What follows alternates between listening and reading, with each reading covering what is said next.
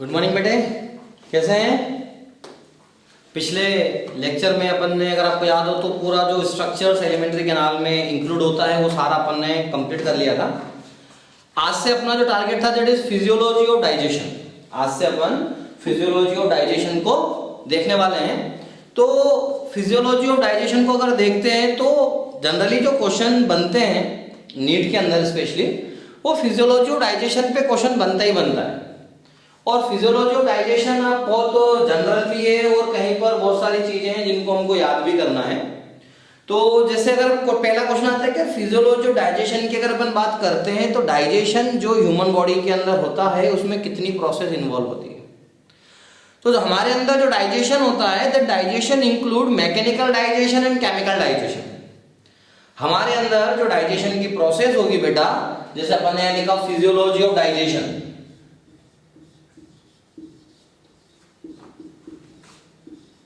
Physiology of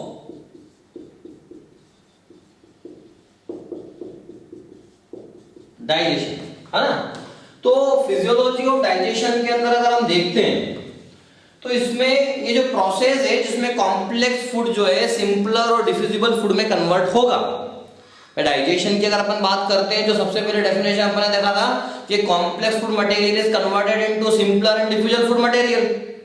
तो इसके अंदर मैकेनिकल डाइजेशन और केमिकल डाइजेशन दो चीज इसके अंदर बेसिकली होगी। तो फिजियोलॉजी ऑफ डाइजेशन में अगर हम देखेंगे तो यहां पर हमको एक तो मिलेगा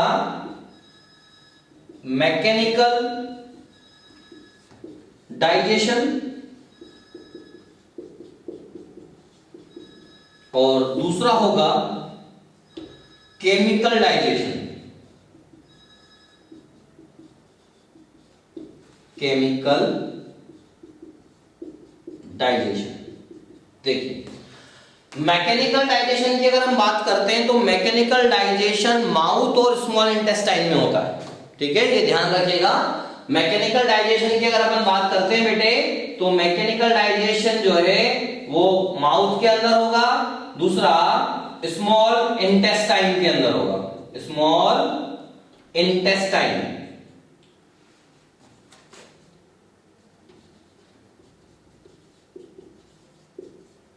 ये मैंने स्मॉल लेटर में लिख दिया इसको, स्मॉल इंटेस्टाइन। ठीक है, तो मैकेनिकल डाइजेशन माउथ और स्मॉल इंटेस्टाइन में होगा। रेस्ट केमिकल डाइजेशन माउथ से लेकर तो स्मॉल इंटेस्टाइन तक, जिसमें स्टोमक भी आ जाएगा, उन सब जगहों पर केमिकल डाइजेशन होगा।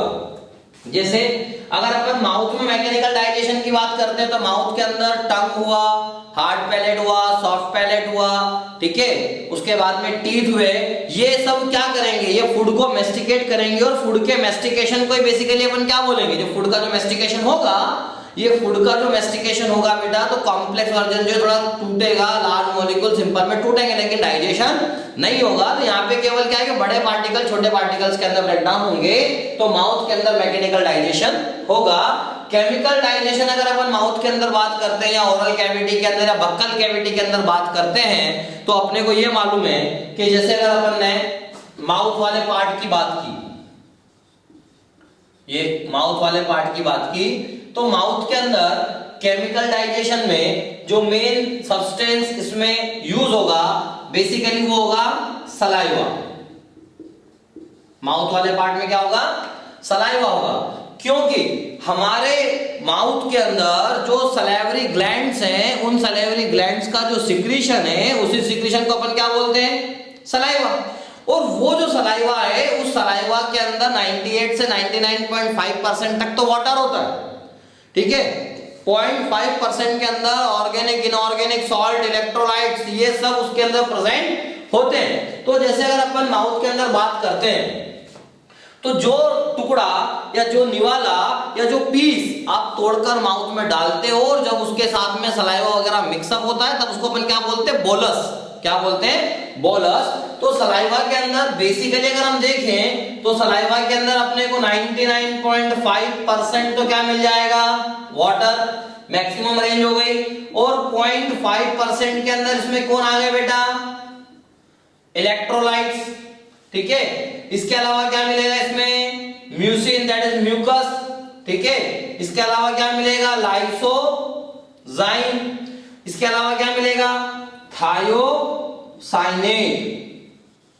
थायोसाइनेट। अब मैंने ये स्पेशली अलग से म्यूसिन, लाइसोजाइम, थायोसाइनेट क्यों लिखा, क्योंकि इन सब का रोल अपन यहां पर देखेंगे।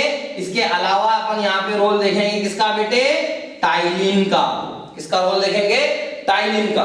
तो जैसे ही फूड हमारे माउथ में जाता है तो सबसे पहले जो म्यूसिन होता है, जो कि ग्लाइकोप्रोटीन है, वो क्या करेगा, पूरा उसको फूड को म्यूकसी बना देगा, ताकि आसानी से लुब्रिकेशन प्रोवाइड करेगा, ताकि आसानी से वो क्या हो जाए, एनगल्फ हो जाए, ताकि आसानी से क्या हो जाए बेटे, वो एनगल्फ हो जाए, ठीक है। तो जो हमारा माउथ वाला पार्ट है, इस माउथ वाले पार्ट में जो म्यूसिन होगा वो बेसिकली क्या होगा बेटा, एक ग्लाइकोप्रोटीन होगा, और ये ग्लाइकोप्रोटीन क्या करेगा, ये फूड को लुब्रिकेट करेगा। फूड को क्या करेगा, लुब्रिकेट करेगा। कौन करेगा बेटा वो काम करेगा, दैट इज म्यूसिन, ठीक है। यहां से काम का क्वेश्चन, ये म्यूसिन जो है इसको क्या बोलते हैं, ग्लाइकोप्रोटीन। क्या बोलते हैं, ग्लाइकोप्रोटीन। ये म्यूसिन क्या कहलाता है बेटा, ग्लाइकोप्रोटीन कहलाता है। तो दिस म्यूसिन इज बेसिकली क्या है, ये म्यूसिन बेटा ग्लाइकोप्रोटीन है। क्या है ये म्यूसिन, ये म्यूसिन जो है ये ग्लाइकोप्रोटीन नेचर का होता है, और ये क्या करेगा, लुब्रिकेट करेगा फूड पार्टिकल को, जब हम फूड को क्या करेंगे बेटा, सोलो करेंगे, ठीक है। उसके बाद यहां पर अगर हम लाइसोजाइम को देखें, ठीक है, लाइसोजाइम बेसिकली एंजाइमेटिक नेचर का होता है, इट्स एन एंजाइम, ठीक है। ये क्या करेगा, जो बैक्टीरिया है उस बैक्टीरिया को किल करेगा, बैक्टीरिया को मारेगा।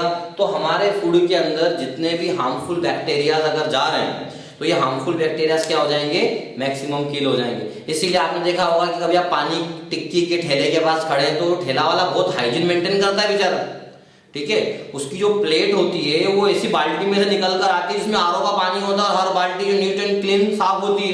देखा ही होगा, पानी की टिक्की खाने के बाद वो बाल्टी के अंदर प्लेट डालते जाते हैं और पानी एकदम साफ उसका, ठीक है। फिर उसके अलावा उस पे साफ उसका कपड़ा, काला तो वो होता ही नहीं है एकदम, ठीक है, गंदा तो वो दिखता ही नहीं है, ठीक है। और एक कपड़े से वो रामबाण जैसा सारी प्लेटें पोंछ देता है, ठीक है। उसके बाद वो पानी पूरी खिलाने के बाद अपनी पैंट से तो वो उसका हाथ पोंछता ही नहीं बेचारा कभी, मतलब कितना हाइजीन मेंटेन करता है, आप सबने देखा होगा। लेकिन वो खाने के बाद भी हम बीमार हर बार नहीं होते, ठीक है, हम हर बार बीमार नहीं होते, क्योंकि जो हमारा माउथ है, माउथ के अंदर जो सलाइवा है, सलाइवा के अंदर जो लाइसोजाइम है, ये लाइसोजाइम क्या करेगा, उन हार्मफुल बैक्टीरिया को किल कर देता है, ठीक है। जो यहां से बच गए, अंदर पहुंचा तो अंदर कौन बैठा हुआ है, HCl बैठा हुआ है, वो इससे भारी वाला, उससे जो बच गया वो हमको डिसीज कोज करेगा, कि जो ना तो माउथ में खत्म हुआ, ना स्टोमक में हुआ, ना स्मॉल इंटेस्टाइन में हुआ। अब वो पावरफुल एजेंट है, और वो पावरफुल एजेंट जो है वो पैथोजेनिक नेचर का होगा, और वो हमको डिसीज कोज करेगा।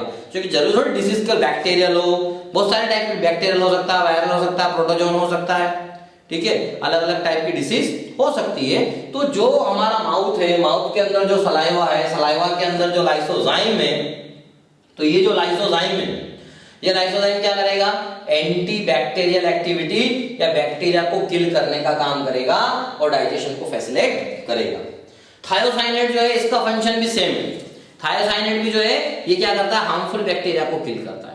थायोसाइनेट जो है इसका फंक्शन भी सेम है, ये भी हार्मफुल बैक्टीरिया को क्या करेगा बेटे, किल करेगा। मतलब इन दोनों को अगर हम देखें तो ये दोनों वो वॉरियर्स हैं जो किस पे हमला कर रहे हैं, ये बैक्टीरिया को किल कर रहे हैं।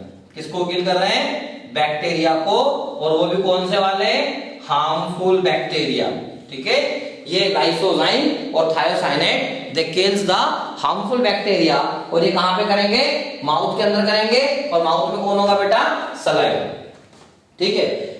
जब भी हम कोई चीज को गटकते हैं, ठीक है, तो हम गटकेंगे उसके पहले हम ये बोलते हैं कि यार माउथ के अंदर 30% कार्बोहाइड्रेट का डाइजेशन हो जाता है ना, 30% carbohydrate, 30% carbohydrate digest in the mouth,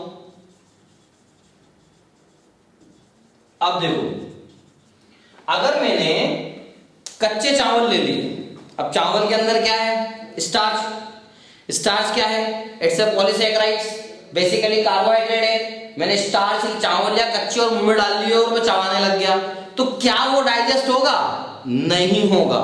ठीक है, जो भी बॉइल कार्बोहाइड्रेट होगा, ठीक है, पका हुआ कार्बोहाइड्रेट होगा, उस कार्बोहाइड्रेट का हमारे माउथ में क्या होता है? डाइजेशन होता है। 30% कच्चे कार्बोहाइड्रेट का आलू लिया कच्चा और खा लिया, सोचा मुंह में डाइजेशन हो जाएगा, नहीं होगा।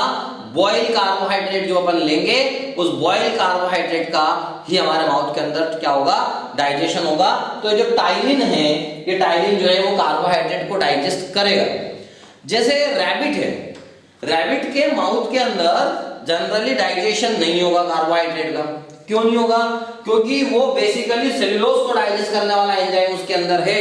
जितने भी कार्निवोरस एनिमल्स होते हैं, उन कार्निवोरस एनिमल्स जो है वो जो फीड करते हैं, उसके अंदर फ्लैश होता है। फ्लैश के अंदर क्या होती है? फैट होती है। ठीक है, तो उनके अंदर अगर अपन कार्बोहाइड्रेट सलाइवा देखेंगे तो सलाइवा का फंक्शन क्या होगा? वहां पे मिनिमम होगा। बेसिकली जो ह्यूमन है, ह्यूमन के अंदर क्या होगा? 30% कार्बोहाइड्रेट माउथ के अंदर क्या होगा बेटा? डाइजेस्ट होगा। तो ये जो टाइलिन एंजाइम है, ये टाइलिन एंजाइम क्या करेगा? ये टाइलिन एंजाइम एक्ट करेगा किसके ऊपर? स्टार्च के ऊपर। लेकिन कौन सा स्टार्च? बॉइल किया हुआ। ठीक है, उस स्टार्च के ऊपर ये एक्ट करेगा, ये स्टार्च। इसके ऊपर कौन एक्ट करेगा? टाइलिन, या अपन क्या बोल सकते हैं?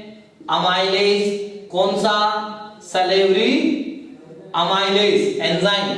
और इस टाइलिन को कन्वर्ट करके क्या बना देगा? Alpha dextrin plus maltose.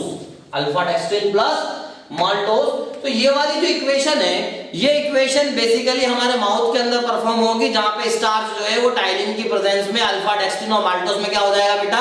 Convert हो जाएगा। आप, मैंने पहले ही बताया था, थोड़े से चावल ले लीजिए बॉईल किए हुए, उनको माउथ में रखिए, आफ्टर 5 to 10 मिनट वो सोल्यूबलाइज हो जाएंगे। मतलब उसके अंदर जो कार्बोहाइड्रेट है, उस कार्बोहाइड्रेट का क्या हो जाएगा बेटे? डाइजेशन हो जाएगा। अब जो फूड आर्टिकल आपने माउथ में लिया और जिसके ऊपर सलाइवा के इन सारे कंटेंट ने अपनी एक्शन को परफॉर्म कर दिया, जब उसका वो गटक के अंदर जाएगा तो उस समय क्या होता है? डिग्लूटिनेशन जब हम उसको बोलते हैं, जब वो अंदर की तरफ जाता है तो जो हमारी टंग है ना, ये माउथ को ब्लॉक कर देती है। ठीक है, ऊपर से जो उल्वा या वेलम पेलाटाई है ना, वो ऊपर वाले पार्ट को, नेसोफेरिंक्स जहां पे ओपन होती है, नेसल ओपनिंग होती है, उसको ब्लॉक कर देता है। और जो एपिग्लोटिस होता है, वो ग्लोटिस को ब्लॉक कर देता है। तो केवल यहाँ पे कौन बचता है? गले। तो टंग क्या करती है? उसको उठा के किधर पटक देती है? ईसोफेगस के यहाँ पर पटक देती है। ठीक है, पहले आपको बताया है कि यार ईसोफेगस में तो कोई भी डाइजेशन नहीं होगा। ईसोफेगस में किसी भी प्रकार का डाइजेशन नहीं होगा। क्यों डाइजेशन नहीं होगा ईसोफेगस के अंदर? क्योंकि ईसोफेगस के अंदर कोई भी डाइजेस्टिव एंजाइम नहीं होता। केवल क्या होगा? यहां से फूड जो है वो पास होगा और किसके पास में जाएगा? स्टोमक के पास में जाएगा। मतलब हमारा जो सलाइवा है, वो सलाइवा क्या करेगा? केवल कार्बोहाइड्रेट के डाइजेशन को ही फैसिलिटेट करेगा। और जो सलाइवा है हमारा, उसका पीएच स्पेसिफिक होता है 6.8। कितना पीएच होता है? 6.8 means it is slightly acidic in nature. इसका नेचर क्या हो गया? एसिडिक नेचर हो गया। मतलब हमारे slightly acidic, it's not more acidic, slightly acidic in nature. मतलब सलाइवा को अगर एक्शन परफॉर्म करना है तो वहां पे जो पीएच है, वो पीएच क्या होना चाहिए? स्लाइटली एसिडिक होना चाहिए। अगर बहुत ज्यादा एसिडिक हो गया तो सलाइवा अपना फंक्शन परफॉर्म नहीं कर पाएगा। वही चीज अपन कहां पे देखने वाले हैं? स्टोमक के अंदर। तो जैसे ही फूड ईसोफेगस से एंटर करेगा और कहां पे जाएगा बेटा? स्टोमक के अंदर जाएगा। जैसे ही फूड स्टोमक के अंदर जाएगा, मैंने पिछले लेक्चर में भी आपको बताया है कि जो स्टोमक है, उस स्टोमक के अंदर क्या होगा? प्रोटीन का डाइजेशन फैसिलिटेट होगा। क्या होगा? प्रोटीन का डाइजेशन फैसिलिटेट होगा। केवल 1% से भी कम वहां पे क्या होगा? फैट जो है, जो इमल्सिफाइड, ऑलरेडी इमल्सिफाइड फैट है, उसका डाइजेशन करने के लिए वहां पे गैस्ट्रिक लाइपेस होगा। अदरवाइज बाकी किसी चीजों का वहां पे डाइजेशन नहीं होगा। ठीक है, तो अगर हम माउथ से आगे बढ़ते हैं बेटे तो अगला पार्ट आता है स्टोमक।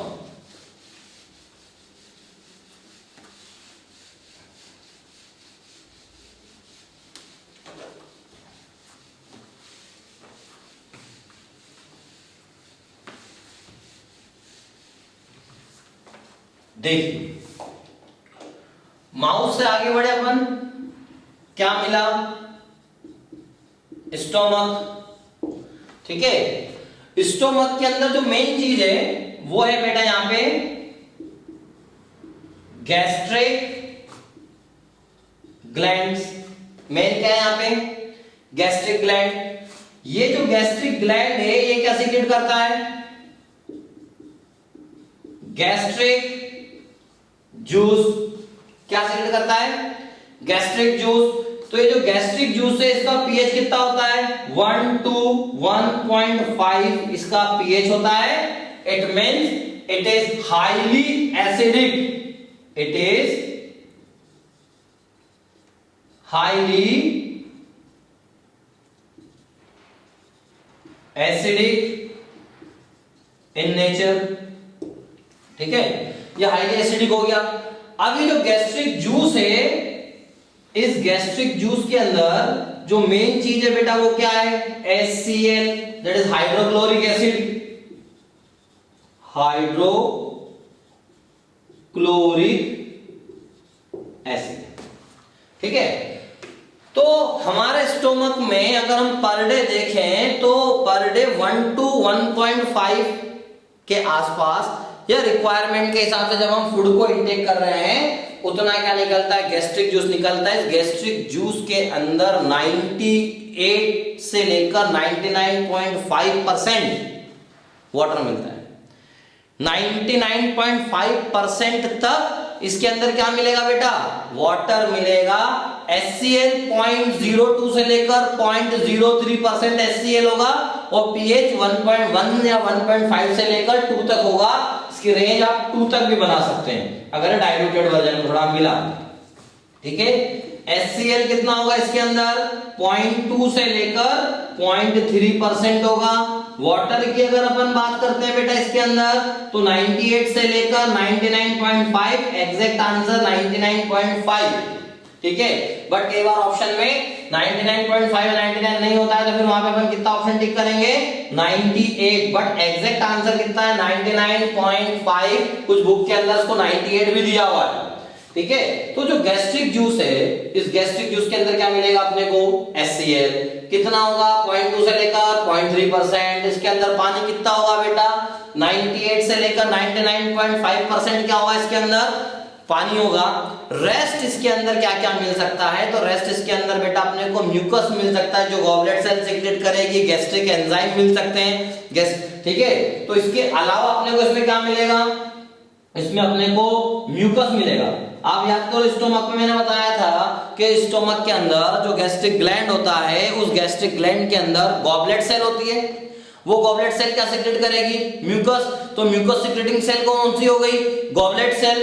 तो इसमें जो म्यूकस है तो ये जो HCl जो अपना गैस्ट्रिक जूस है, इस गैस्ट्रिक जूस की अगर कंपोजिशन देखेंगे बेटे तो गैस्ट्रिक जूस की कंपोजिशन में अपने को म्यूकस भी मिलेगा। इसके अलावा इसके अंदर अपने को गैस्ट्रिक एंजाइम्स मिलेंगे। तो इसके अंदर अगर अपन एंजाइम्स की बात करते हैं, कौन कौन से एंजाइम बेसिकली अपने को ये जो गैस्ट्रिक जूस है इसके द्वारा जो एंजाइम्स मिलेंगे, तो पहले क्या होगा? कुछ जो है वो इनएक्टिव फॉर्म में होंगे, जैसे आपको याद होगा prorennin, pepsinogen, prorennin, pepsinogen, gastric amylase और गैस्ट्रिक लाइपेज। ठीक है, गैस्ट्रिक अमाइलेज और गैस्ट्रिक लाइपेज। इसमें अगर हम देखेंगे तो ये दोनों इनएक्टिव होते हैं। ये पहले ही बताया था, प्रोरेनिन, पेप्सिनोजन। ठीक है, गैस्ट्रिक अमाइलेज, गैस्ट्रिक लाइपेज ये क्या होते हैं बेटा? इनएक्टिव होते हैं। और ये जनरली एक्टिव कब होते हैं? Whenever there is a presence of HCl। तो HCl की प्रेजेंस में क्या होंगे बेटा? ये एक्टिव होंगे। ठीक है, तो आपको अगर याद हो तो ये जो पेप्सिनोजन है, देखिए मैंने पहले भी एक बार लिख के बताया था, फिर से बता रहा हूं क्योंकि ये इसका पार्ट है डाइजेशन के अंदर। जैसे ये पेप्सिनोजन है, पेप्सिनोजन, ये पेप्सिनोजन हाइड्रोक्लोरिक एसिड की प्रेजेंस में किसमें कन्वर्ट हो जाएगा बेटा? पेप्सिन के अंदर। किसमें कन्वर्ट हो जाएगा? पेप्सिन के अंदर। और ये जो बेटा प्रोरेनिन है, ये प्रोरेनिन भी किसकी प्रेजेंस में? HCl की प्रेजेंस में। किसमें कन्वर्ट हो जाएगा? ये रेनिन के अंदर कन्वर्ट हो जाएगा। मतलब पेप्सिनोजन से पेप्सिन बनेगा और प्रोरेनिन से रेनिन बनेगा।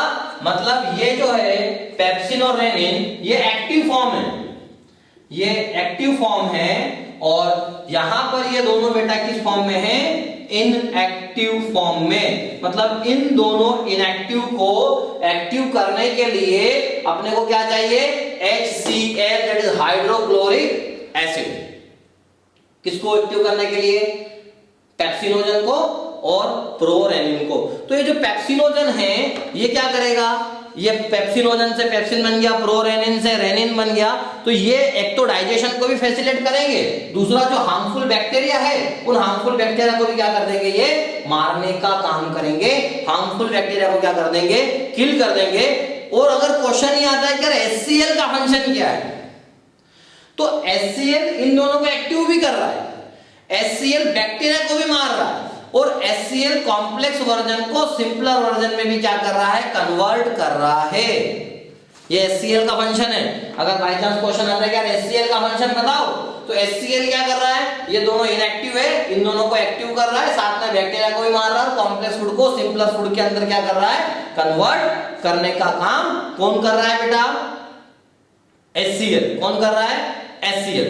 अब HCl ने ये दोनों इनएक्टिव को तो क्या कर दिया? एक्टिव। तो हम इसमें से देखते हैं रेनिन। रेनिन को काइमोसिन भी बोलते हैं। Rennin that is chymosin. ठीक है। रेनिन की अगर अपन बात करते हैं, मैंने पिछले लेक्चर में भी आपको बताया था कि जो रेनिन होता है, ये रेनिन बेसिकली जो मिल्क होता है, मिल्क के अंदर प्रोटीन होता है केसिन। रेनिन जो होता है वो मिल्क के अंदर एक प्रोटीन पाया जाता है बेटा, जिसको बोलते हैं केसिन। उस केसिन के ऊपर रेनिन एक्ट करता है और उस केसिन को कन्वर्ट कर देता है कैल्शियम पैरा कैसिनेट में, कैल्शियम पैरा कैसिनेट में। लेकिन ये जो रेनिन है ये अपना सबसे ज्यादा फंक्शन प्ले करता है किसके अंदर? इन्फेंट के अंदर, ठीक है, बच्चों के अंदर। लेकिन अडल्ट में ये जो रेनिन है ये रेनिन इनएक्टिव हो जाता है। तो अडल्ट के अंदर ये जो फंक्शन है किसका? Cuddling of milk. ठीक है। कडलिंग ऑफ मिल्क का मतलब क्या है? मैंने बताया था कि छोटा बच्चा होता है, जब वो मदर मिल्क पी लेता है, उसके बाद मम्मी आकर उसको कंधे पे लेती है और बाई चांस उसका पेट दब गया तो उसके मुंह से जो दूध बाहर निकलता है वो फटा फटा दूध होता है, गर्ड के फॉर्म में होता है, उसी को बोलते हैं कडलिंग ऑफ मिल्क। ठीक है। तो कडलिंग ऑफ मिल्क के लिए बेसिकली वो मिल्क जो है उस पे कौन अंदर जाएगा तो क्या रिलीज होगा? HCl, hydrochloric acid. तो वो HCl क्या कर रहा है? कडलिंग ऑफ मिल्क कर रहा है। क्या कर रहा है? Cuddling of milk. और उस मिल्क के अंदर जो प्रोटीन है, कौन सा प्रोटीन है? Casein. That casein is converted into calcium para caseinate. वो कैसिन काय में कन्वर्ट हो जा रहा है? कैल्शियम पैरा कैसिनेट में। तो अडल्ट के अंदर ये वाला काम कौन करता है? ट्रिप्सिनोजन। कौन करता है बेटा? ट्रिप्सिनोजन जो है वो अडल्ट के अंदर इस वर्क को परफॉर्म करता है। ट्रिप्सिनोजन की अगर अपन बात करें तो chymotrypsin, pepsin and chymotrypsin, specially pepsin और काइमोट्रिप्सिन। और अगर ये दोनों ऑप्शन में नहीं दिया हो तो फिर अपन क्या बोलेंगे? काइमोट्रिप्सिन का ट्रिप्सिन। बट इनिशियल आंसर में क्या होगा? पेप्सिन होगा बेटा। और पेप्सिन के अलावा क्या होगा उसके अंदर? काइमोट्रिप्सिन। Pepsin and chymotrypsin. ठीक है। पहले होता है chymotrypsinogen that is converted into chymotrypsin, वो भी इनएक्टिव होता है। कौन? काइमोट्रिप्सिनोजन। जन जिसके पीछे लग गया वो क्या हो गया? इनएक्टिव वर्जन हो गया। वो क्या हो गया बेटा? Inactive version. तो अडल्ट के अंदर ये जो मिल्क है, इस मिल्क के डाइजेशन के लिए रिस्पॉन्सिबल कौन है? Pepsin and chymotrypsin. Pepsin and chymotrypsin. ये ग्रुप पे किसी ने क्वेश्चन भी पूछा था कि अडल्ट के अंदर फिर वो काम कौन करेगा? तो अडल्ट के अंदर वो काम बेटा काइमोट्रिप्सिन, और काइमोट्रिप्सिन ऑप्शन में नहीं होगा तो पेप्सिन उस वर्क को परफॉर्म करेगा। मतलब रेनिन जो है, इस रेनिन का मेन फंक्शन किसके अंदर है? अडल्ट इन्फेंट के अंदर। किसके अंदर है बेटा? इन्फेंट के अंदर। और ये क्या करता है? मिल्क प्रोटीन, क्या बोलते हैं मिल्क प्रोटीन को? Casein. That casein is converted into calcium para caseinate. उसको अपन क्या बोलते हैं? Curdling of milk. क्या बोला जाएगा बेटा उसको? Curdling of milk. इतना समझ में आया? अब ये रेनिन का फंक्शन समझ में आ गया। ये प्रो रेनिन से तो क्या बन गया बेटा? रेनिन है काइमोसिन। ठीक है, ये किस पे एक्ट कर रहा है? ये एक्ट कर रहा है बेटा मिल्क प्रोटीन। किस पे एक्ट करेगा ये? Milk protein. मिल्क प्रोटीन क्या है यहाँ पे? Casein. And this casein is converted into calcium para caseinate. ठीक है, कैल्शियम पैरा कैसिनेट के अंदर ये कन्वर्ट हो जाएगा। मतलब रेनिन का फंक्शन समझ में आ गया। अब आपने सुना होगा कि यार कभी कभार ऐसा होता है कि छोटा बच्चा होता है, उसको दूध जो है वो डाइजेस्ट नहीं हो पाता।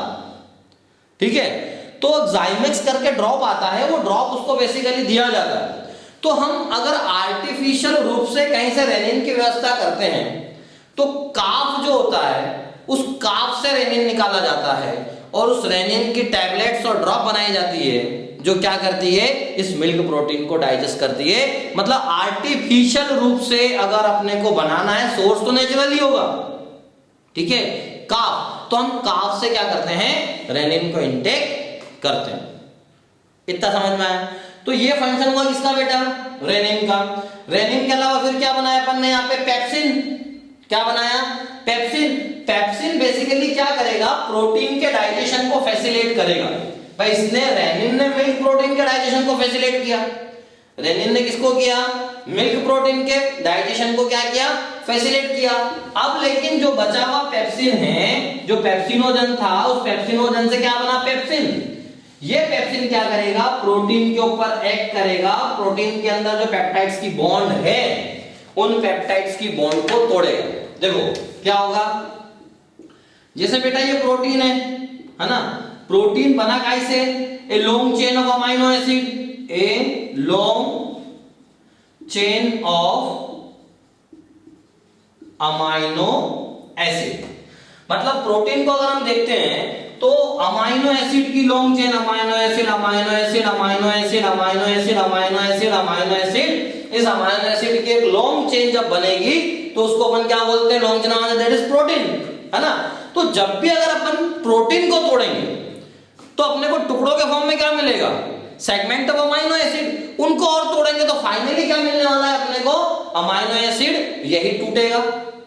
फाइनली क्या मिलेगा अपने को? एक सिंगल यूनिट मिल जाएगी। अभी हम बोल रहे हैं कि 100, 200, 400, 500, 1000 यूनिट अमाइनो एसिड की कंबाइन होगी। A long chain of amino acid combine to form a polypeptide chain. ठीक है, पॉलीपेप्टाइड। पेप्टाइड क्यों बोल रहे हैं? क्योंकि जो बॉन्ड बनेगी ना उसको बोलते हैं पेप्टाइड बॉन्ड। मतलब एक अमाइनो एसिड का अमीनो ग्रुप और दूसरा कार्बोक्सिलिक ग्रुप। इस अमाइनो एसिड जो होता है ना बेटा, इसके पास में एक साइड में कार्बोक्सिलिक ग्रुप होता है, एक साइड में अमीनो ग्रुप होता है। ठीक है, दो ग्रुप इसके पास में प्रेजेंट होते हैं। ठीक है, तो एक जब ये चेन बनाएगा तो अगले वाले का अमाइनो ग्रुप और इसका कार्बोक्सिलिक ग्रुप, इसका अमाइनो ग्रुप और इस वाले का कार्बोक्सिलिक ग्रुप, इन दोनों के बीच में क्या बनती जाएगी? बॉन्ड बनती जाएगी। मतलब दो अमीनो एसिड के बीच में, जैसे ये एक अमीनो एसिड है और ये अमीनो एसिड, ये दो अमीनो एसिड के बीच में एक बॉन्ड तो इधर बनी। ठीक है, और ये अमीनो एसिड एक बॉन्ड इधर बनाएगा इसके साथ। ठीक है, तो एक अमीनो एसिड अगर अपन देखेंगे तो कितनी बॉन्ड बनाएगा? 2 बॉन्ड बनाएगा। एक बॉन्ड जो बनेगी अमीनो ग्रुप और कार्बोक्सिलिक ग्रुप के बीच में, उसको क्या बोलेंगे? Peptide bond.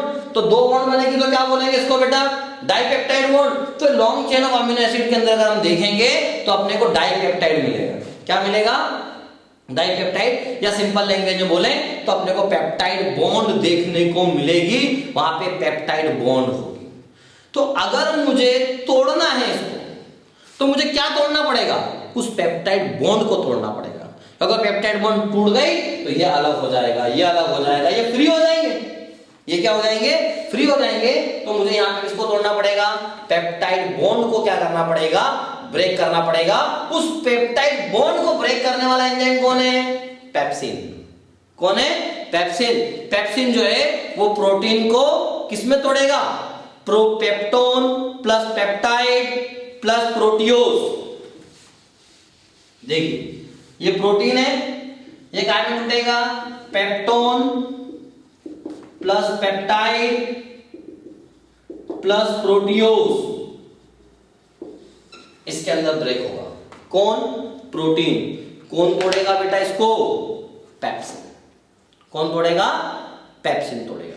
अब जो पेप्टाइड है, पेप्टाइड को अगर हम देखें, ठीक है,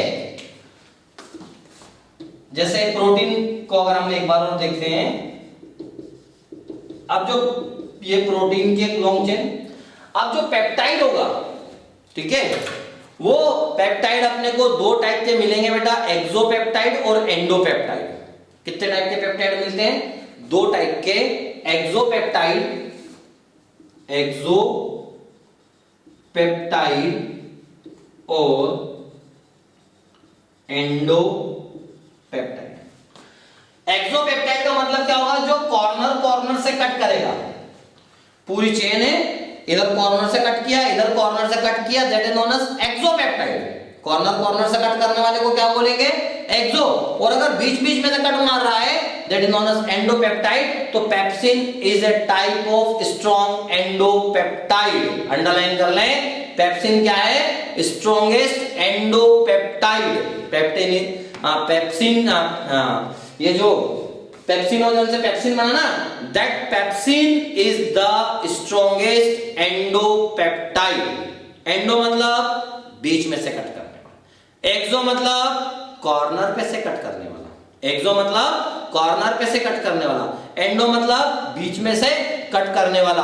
अब जैसे ही फूड के अंदर जो प्रोटीन है उसका डाइजेशन हो गया, कहां पे हो गया उसका डाइजेशन? प्रोटीन का स्टोमक में। माउथ में हुआ था क्या? नहीं हुआ था। माउथ में किस चीज का डाइजेशन हुआ था? माउथ के अंदर कार्बोहाइड्रेट का डाइजेशन हुआ था। कार्बोहाइड्रेट का डाइजेशन माउथ के अंदर हुआ था, स्टोमक के अंदर प्रोटीन का डाइजेशन इनिशिएट हो गया। कंप्लीट नहीं होगा, कंप्लीट नहीं होगा, कंप्लीट जेजुनम के यहीं पर होगा, यहां पर इनिशिएट हो गया है। अब जो फूड हम खा रहे हैं, अब हमारे गैस्ट्रिक जूस के अंदर गैस्ट्रिक अमाइलेज भी होता है, गैस्ट्रिक लाइपेज भी होता है, गैस्ट्रिक अमाइलेज भी होता है, गैस्ट्रिक लाइपेज भी होता है। लेकिन अमाइलेज के साथ में कंडीशन क्या है कि जो गैस्ट्रिक अमाइलेज होता है वो स्लाइटली एसिडिक मीडियम में काम करता है। यहां तो पीएच कितना है? 1.5 से लेकर 2 या 1 से लेकर कितना है? 2, मतलब हाईली एसिडिक है। हाईली एसिडिक होने के कारण यहां पे तो गैस्ट्रिक अमाइलेज वर्क नहीं करेगा, गैस्ट्रिक अमाइलेज कोई काम नहीं करेगा। और बचा हुआ कौन है? Gastric lipase. अब लाइपेज जो है वो बेसिकली इमल्सिफाइड फैट पैक करता है। किस पैक करता है? Emulsified fat. तो इमल्सिफिकेशन ऑफ फैट ये काम किसका है? Bile salt. तो यहां तो बाइल सॉल्ट आया ही नहीं, मतलब इमल्सिफिकेशन यहां पे हुआ ही नहीं। मतलब यहां पर 99% फैट तो कैसा पड़ा हुआ है? अनइमल्सिफाइड। लेकिन जो फूड हम इंटेक करते हैं उसमें नियर अबाउट 1% जो है इमल्सिफाइड फैट होता है। उस इमल्सिफाइड फैट के ऊपर कौन अपनी एक्शन को परफॉर्म स्टार्ट करता है? Gastric lipase. गैस्ट्रिक लाइपेज उस पे अपनी एक्शन को परफॉर्म करना स्टार्ट कर देता है। मतलब अगर हम स्टोमक में देखें तो स्टोमक में नेग्लिजिबल अमाउंट ऑफ फैट का डाइजेशन होगा। Negligible amount of fat digest होगा किसके अंदर? स्टोमक के अंदर। ठीक है, तो फैट का भी डाइजेशन कहां पे होने वाला है? मैक्सिमम डिओडिनम में, जेजुनम में। जब वहां पे कौन आ जाएगा? बाइल आ जाएगा, पैंक्रियाटिक जूस आ जाएगा, तब वहां पे डाइजेशन फैसिलिटेट होगा। लेकिन यहां पर डाइजेशन फैसिलिटेट नहीं होता है। इतना समझ में आया? इतना समझ में आया? मतलब यहां पर अमाइलेज भी होगा लेकिन अपनी एक्शन को परफॉर्म नहीं करेगा। यहां पे लाइपेज होगा लेकिन नेग्लिजिबल अमाउंट में अपनी एक्शन को परफॉर्म करेगा। यहां पर मेन एक्शन परफॉर्म करने का काम कौन करेगा बेटा? यहां पे मेन एक्शन परफॉर्म करने का काम करेगा रेनिन और पेप्सिन। रेनिन और पेप्सिन यही यहां पे क्या करेंगे? मेन अपनी एक्शन को परफॉर्म करेंगे। तो यहां पर स्टोमक में जो फूड होगा वो फूड क्या हो जाएगा, एसिडिक फूड हो जाएगा। उस एसिडिक फूड को अपन क्या बोलते हैं, chyme. That acidic food is known as chyme. अब इसके बाद ये अपन ने देखा कि पूरे स्टोमक के अंदर इन सब चीजों का डाइजेशन हो गया। बेसिकली प्रोटीन का डाइजेशन हुआ है और लाइपेज जो है वो बहुत स्मॉल अमाउंट में था और अमाइलेज ने तो अपने काम को परफॉर्म नहीं किया है। अब यहां से फूड जो बेसिकली एसिडिक नेचर का है, अब वो फूड एंटर करेगा किसके अंदर, डियोडिनम के अंदर। किसके अंदर, डियोडिनम के अंदर, because duodenum is the first part of the small intestine. Small intestine का पहला पार्ट कौन है, डियोडिनम, जो कि सी शेप का होता है। और हमको ये मालूम है कि जो डियोडिनम होगा उस डियोडिनम के अंदर एक तो पेंक्रियास से आने वाला पेंक्रियाटिक जूस और लीवर से आने वाला बाइल जूस, ये दोनों आ जाएंगे कहां पे बेटा, डियोडिनम में। तो अब अगला क्या जाएगा, डाइजेशन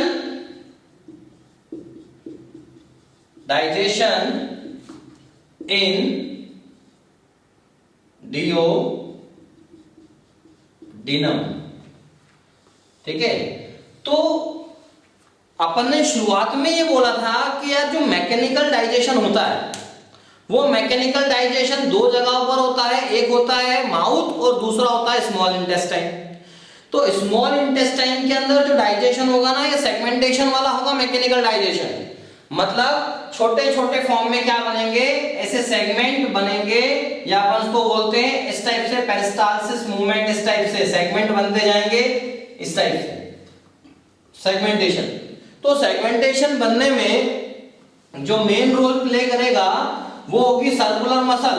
मतलब क्या होगा, सर्कुलर मसल कॉन्ट्रैक्ट भी करेगी और रिलैक्स भी करेगी, कॉन्ट्रैक्ट भी करेगी और रिलैक्स भी करेगी, जिसके कारण सेगमेंट बनेगा। और इस सेगमेंट के कारण फूड जो है वो धीरे धीरे धीरे आगे की तरफ बढ़ता जाएगा। ठीक है, सेगमेंट के कारण जो फूड है वो धीरे धीरे धीरे आगे बढ़ता जाएगा।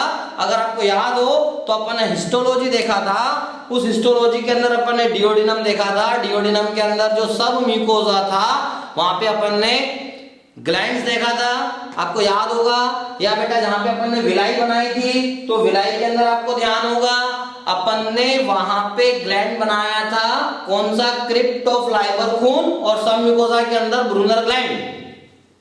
ठीक है, तो जैसे ही सेगमेंटेशन मूवमेंट के कारण, सेगमेंटेशन क्यों हो रहा है, because of the construction of the circular muscles and relaxation, उसका कंस्ट्रक्शन भी हो रहा है और क्या हो रहा है, रिलैक्सेशन भी हो रहा है। इसके कारण क्या बन रहा है, सेगमेंट बन रहा है। तो ये तो हो गया बेटा इसका मैकेनिकल डाइजेशन, कि धीरे धीरे धीरे धीरे फूड जो है वो मिक्स होके किधर जाएगा, आगे की तरफ जाएगा। क्योंकि जैसे सेगमेंटेशन मूवमेंट होगा तो सबसे बाहर कौन, सबसे अंदर कौन है, म्यूकोजा।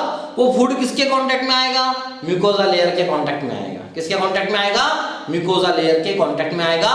मतलब मैकेनिकल डाइजेशन जो है वो कहां पे भी परफॉर्म होगा, वो स्मॉल इंटेस्टाइन के अंदर डियोडिनम में भी परफॉर्म होगा। अब बात आती है केमिकल डाइजेशन की। अगर हम इस डियोडिनम में देखें तो डियोडिनम में जो फूड एंटर कर रहा है वो फूड बेसिकली एसिडिक नेचर का है। क्यों, क्योंकि उसके साथ में HCl मिला हुआ है। उसका नेचर क्या है, एसिडिक नेचर है, और उसके साथ में क्या मिला हुआ है, HCl। और पेंक्रियास से आने वाले पेंक्रियाटिक जूस की खासियत होती है कि वो बेसिक मीडियम पर अपनी एक्शन को परफॉर्म करेगा। किस पे करेगा, बेसिक मीडियम में वही अपने एक्शन को परफॉर्म करता है। मतलब जो एसिडिक फूड स्टोमक से आया है उस एसिडिक फूड को पहले क्या करना पड़ेगा, बेसिक करना पड़ेगा। मतलब पीएच जो है वो 7 से ज्यादा लेके जाना पड़ेगा। इसीलिए अगर आप इंटेस्टिनल जूस या सक्कस एंटेरिकस की बात करते हैं तो उसका जो पीएच होता है वो अल्कलाइन होता है। क्या होता है, अल्कलाइन होता है, वो 7 से ज्यादा होता है। ठीक है, तो जैसे ही फूड एंटर करेगा डियोडिनम में via pyloric and pyloric spindle, तो इसके अंदर जो एसिड है HCl है, ये HCl क्या करेगा, ये HCl जो है या ये जो एसिडिक फूड है ये क्या करेगा, स्टिमुलेट करेगा different entero endocrine cells of crypt of Lieberkühn. Crypt of Lieberkühn के अंदर जो बहुत सारी सेल्स हैं एंटीरो एंडोक्राइन सेल्स, उनको स्टिमुलेट कर देगा कौन, HCl। ठीक है, मतलब एसिडिक फूड भी बोल सकते हैं अपन, क्या बोल सकते हैं, acidic food, that is chyme. तो this chyme stimulate different entero endocrine cells of crypt of Lieberkühn which are modified into the K cells and secrete GIP, glucose dependent insulinotrophin। किसको सिक्रेट करेगा, यहां पे GIP, GIP that is glucose dependent insulinotrophic, glucose dependent insulinotrophic को ये क्या करेगा, secrete करेगा।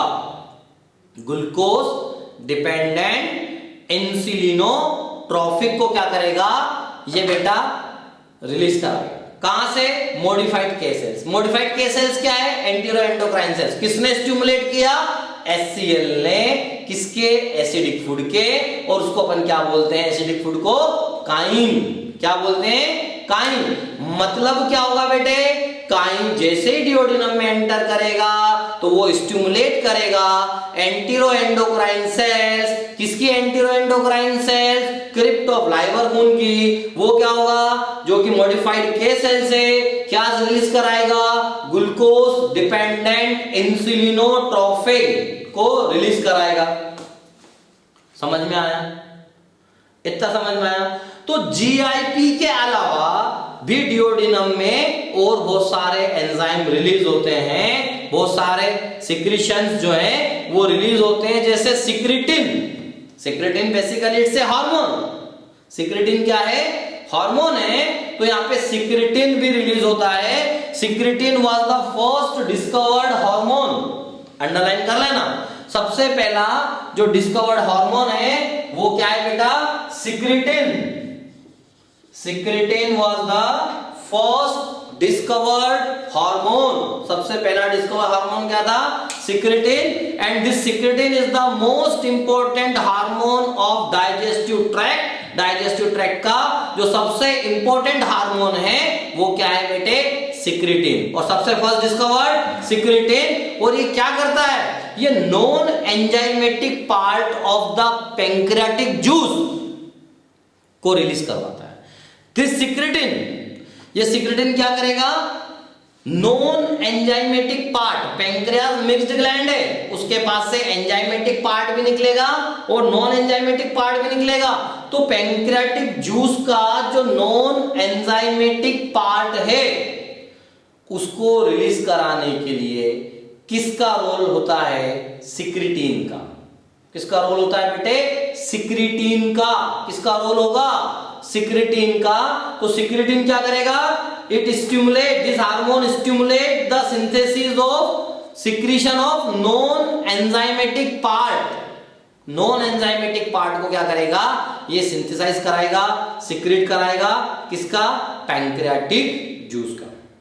मतलब पैंक्रियास से जो आने वाला जूस है उसके अंदर एंजाइमेटिक और नॉन एंजाइमेटिक दो पार्ट होते हैं। वो नॉन एंजाइमेटिक पार्ट का सिक्रीशन कौन कराएगा बेटा, सिक्रिटीन कराएगा। And this secretin also inhibit the secretion of gastric juice. क्योंकि फूड कहां आ चुका है, फूड आ चुका है डिओडिनम में, और अगर अब भी गैस्ट्रिक जूस निकलता रहा तो उस गैस्ट्रिक जूस के अंदर कौन होगा, HCl होगा।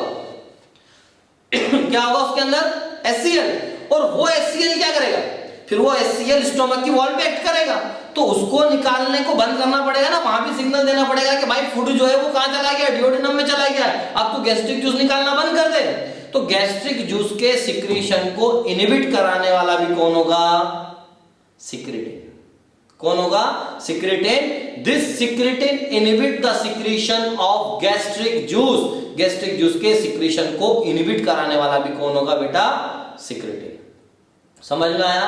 और स्टोमक के अंदर क्या करेगा, ये कॉन्ट्रैक्शन को भी रिड्यूस कर देगा, क्योंकि अब फूड जो है वो स्टोमक में बचा ही नहीं है। फूड कहां जा चुका है, फूड जा चुका है डिओडिनम के अंदर। इतना समझ में आया। मतलब डिओडिनम में जब फूड आएगा तो एक तो स्टिमुलेट होगा GIP, ग्लूकोज इंडिपेंडेंट इंसुलिनोट्रोफिन, फिर वहां से क्या रिलीज होगा, सिक्रिटिन हार्मोन। और ये सिक्रिटिन हार्मोन जो है non enzymatic part of pancreatic juice को रिलीज कराएगा, सिंथेसाइज करेगा, और साथ में गैस्ट्रिक जूस से गैस्ट्रिन हार्मोन जी सेल्स को क्या करेगा, इनहिबिट करेगा ताकि वो गैस्ट्रिक जूस ना निकाले। ठीक है, तो गैस्ट्रिक जूस को भी निकलना क्या करना पड़ेगा, बंद करना पड़ेगा। दूसरा होता है पैंक्रियोजाइमिन एंजाइम। पैंक्रियोजाइमिन जो है उसकी अगर अपन बात करते हैं, बेसिकली इट्स एन एंजाइम। ठीक है, तो जो पैंक्रियाटिक जूस है उस पैंक्रियाटिक जूस को रिलीज करवाने वाला, उसकी सिंथेसिस करने वाला कौन होगा, पैंक्रियोजाइमिन। कौन होगा, पैंक्रियोजाइमिन। पहला था सिक्रिटिन, दूसरा हो गया पैंक्रियोजाइमिन। समझ में आया। ये जो पैंक्रियोजाइमिन है ये क्या करेगा, ये पैंक्रियास से एंजाइमेटिक पार्ट निकालेगा। क्या निकालेगा, एंजाइमेटिक पार्ट को ये रिलीज कराएगा। मतलब बेटे अगर हम डियोडिनम में बात करते हैं तो डियोडिनम के अंदर एक रोल तो कौन प्ले कर रहा है, सिक्रिटिन। ठीक है, ये हार्मोन है, फर्स्ट डिस्कवर्ड हार्मोन है, डाइजेस्टिव ट्रैक्ट में इंपॉर्टेंट रोल प्ले करता है। ये सिक्रिटिन क्या निकालता है, non enzymatic part of pancreatic juice, ये नॉन एंजाइमेटिक पार्ट। दूसरा कौन है, पैंक्रियोजाइमिन, ये क्या निकालेगा, enzymatic part of pancreatic juice.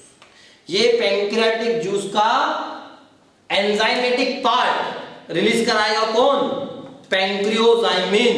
कौन कराएगा, पैंक्रियोजाइमिन। ठीक है, तो अब देखो पैंक्रियास से जो निकलने वाला पैंक्रियाटिक जूस है बेटे, उस पैंक्रियाटिक जूस के अंदर दो ही चीज हो सकती है, एक तो एंजाइमेटिक पार्ट और एक non enzymatic part. Enzymatic part है वो डाइजेशन को फैसिलिटेट करेगा। एंजाइमेटिक पार्ट क्या करेगा, डाइजेशन को फैसिलिटेट करेगा। और नॉन एंजाइमेटिक पार्ट की अगर अपन बात करें तो हो सकता है उससे हार्मोन्स भी आ जाएं, क्योंकि पैंक्रियास जो है वो एक्सोक्राइन नेचर का भी है और एंडोक्राइन नेचर का भी है। या अपन नॉन एंजाइमेटिक पार्ट की बात करें तो पैंक्रियाटिक जूस के अंदर वाटर भी है। ठीक है, तो वो भी अपने को क्या बोलेंगे अपन, नॉन एंजाइमेटिक पार्ट। समझ में आया।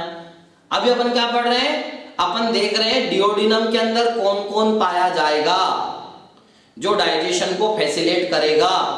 तो सबसे पहला अपन ने देखा जीआईपी, दूसरा अपन ने देखा सिक्रिटिन, तीसरा अपन ने देखा पैंक्रियोजाइमिन, चौथा होता है हेपेटोक्राइनिन। अब हेपेटो वर्ड आ गया, it means it stimulate liver cell, और क्या रिलीज कराएगा, बाइल। लिवर से क्या आने वाला है, बाइल जूस। तो बाइल जूस को रिलीज कराने के लिए कौन मदद करेगा, हेपेटोक्राइनिन। हेपेटोक्राइनिन, ये हेपेटोक्राइनिन किसका सिक्रेशन कराएगा, बाइल जूस का। किसका कराएगा, बाइल जूस का। अब जो बाइल जूस है अभी अपन उसको सेपरेटली भी पढ़ेंगे। ठीक है, पता लगेगा उस बाइल जूस को अपन सूडो एंजाइम बोलते हैं, क्योंकि उसके अंदर बेसिकली डाइजेशन के एंजाइम नहीं होते। लेकिन बाइल जूस निकालना है, कहां से निकलेगा, लीवर से। लीवर की कौन सी सेल्स, हेपेटोसाइट सेल्स। तो अपन यहाँ पे क्या नाम दिया अपन ने, हेपेटोक्राइनिन। ये हेपेटोक्राइनिन क्या करेगा, स्टिमुलेट करेगा किसको, लीवर को। तब जाके लीवर क्या निकालेगा, बाइल जूस निकालेगा। फिर एक आता है कोलिसिस्टोकाइनिन, दैट इज सीसीके। आया हुआ क्वेश्चन है, नीट का क्वेश्चन है, cholecystokinin that is CCK. Cholecystokinin, इसको बोलते हैं सीसीके। याद रखना, इंपॉर्टेंट क्वेश्चन है। It stimulate liver and gall bladder. ये लीवर और गॉल ब्लैडर को स्टिमुलेट करता है to release the bile juice. Cholecystokinin, CCK, it stimulate liver and gall bladder to release bile juice. Star लगा ले, आया हुआ क्वेश्चन है, सीसीके, कोलिसिस्टोकाइनिन। किस किस को स्टिमुलेट कर रहा है, लीवर को और गॉल ब्लैडर को। लीवर को और गॉल ब्लैडर को। और क्या निकालेगा बेटा, ये बाइल जूस। क्या निकालेगा, बाइल जूस। इंपॉर्टेंट क्वेश्चन है। अंडरलाइन कर लेना, CCK, कोलिसिस्टोकाइनिन। समझ में आया? फिर आता है डियोक्राइनिन, इसके बाद में आता है duocrinin. This duocrinin stimulate Brunner's gland. This diocrainin, it stimulates Brunner gland to secrete non-enzymatic part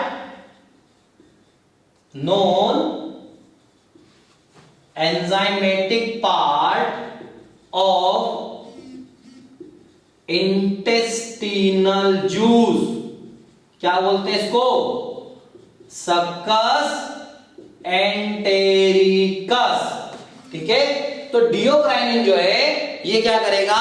Brunner gland को स्टिमुलेट करेगा।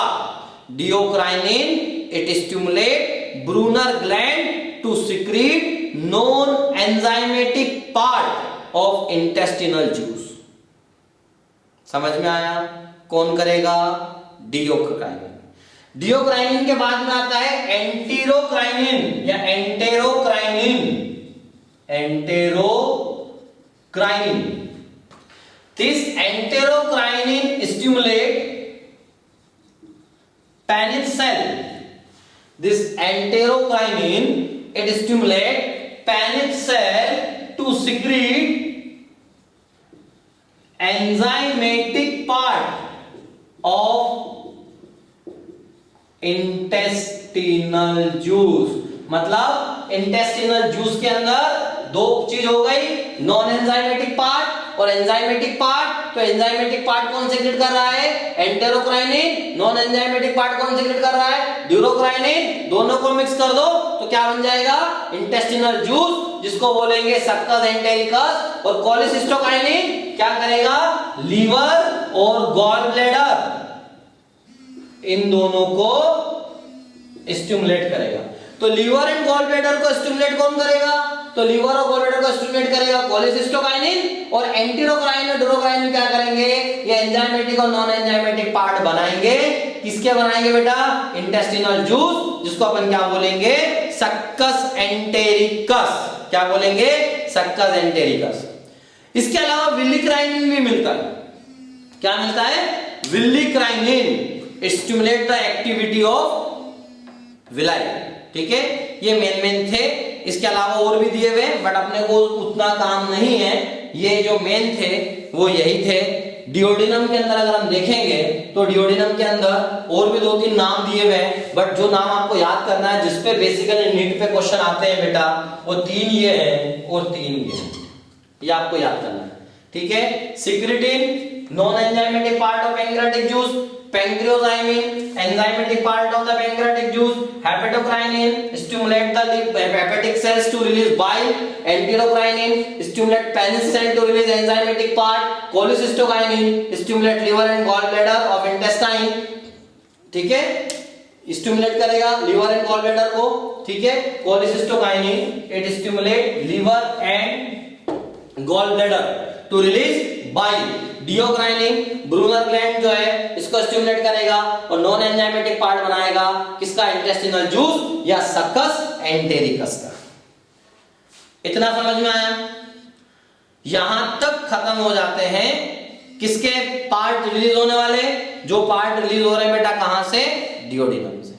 अब आता है बाइल जूस। तो अगली क्लास में अपन स्टार्ट करेंगे बाइल जूस। यहां तक आप पढ़ के रखिए। अगली क्लास में अपन बाइल जूस, पैंक्रियाटिक जूस, इन दोनों को वाइंड अप करेंगे और उसके बाद एब्जॉर्प्शन। तो चैप्टर जो है वो अपना वाइंड अप होने आ जाएगा। मतलब अगर अपन देखें तो अपन ने माउथ से स्टार्ट किया, माउथ के अंदर सलाइवा वाला पार्ट देखा, फिर अपन पहुंचे स्टोमक के अंदर, स्टोमक के अंदर किस किस चीज का डाइजेशन होता है वो देखा, फिर अपन पहुंचे अभी डियोडिनम के अंदर। तो डियोडिनम में ये सब रिलीज होते हैं और डियोडिनम के अंदर अपने को क्या मिलेगा?